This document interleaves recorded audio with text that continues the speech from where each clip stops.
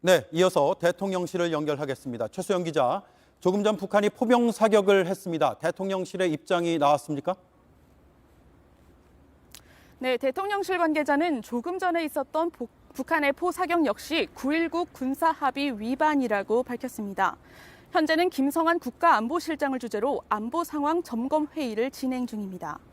앞서도 윤석열 대통령은 출근길 질의응답에서 최근 잇따른 북한의 도발이 명백한 9.19 군사합의 위반이라는 점을 분명히 했습니다. 이 부분은 직접 들어보겠습니다.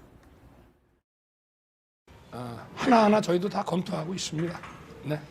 남북 9.19 협의 위반인 건 맞습니다. 삼축 체제라는 것이 언론에서는 굉장히 무기력해졌다 이런 평가도 하는데 그건 우려가 반영된 거라고 보고 삼축 체제는 유효한 방어 체계입니다. 대통령실 관계자는 이런 잇따른 도발 상황에서 9.19 합의가 유지될 것이냐, 파기될 것이냐는 결국 북한의 태도에 달려 있다고 말했습니다. 그러니까 북한이 7차 핵실험을 비롯해서 추가 도발을 하면 파기할 수도 있다는 뜻을 내비친 것으로 풀이됩니다.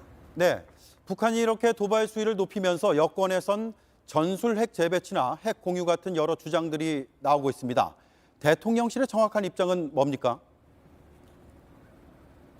전술핵 재배치는 외교적으로 실현 가능성이 크지는 않다고 보고 있습니다. 대통령실 내부에서는 핵 대응 전력을 실은 미국의 전략 자산을 한반도 인근에 상시 배치하거나 또는 괌에 우리 공군의 전투기를 상주시키는 핵 공유 방안 등이 거론되는 것으로 알려졌습니다. 네, 그런데 미국의 협조가 관 건 아니겠습니까? 맞습니다. 핵 공유를 하는 데 있어서는 미국의 입장이 결정적으로 작용하기 때문에 우리가 쓸 수 있는 카드가 마땅치는 않다는 평가가 나옵니다. 정부는 5년 만에 독자 대북 제재를 발표했는데 현재는 남북 간의 교류가 없기 때문에 상징적인 의미가 크다는 해석입니다. 네, 최수영 기자 잘 들었습니다.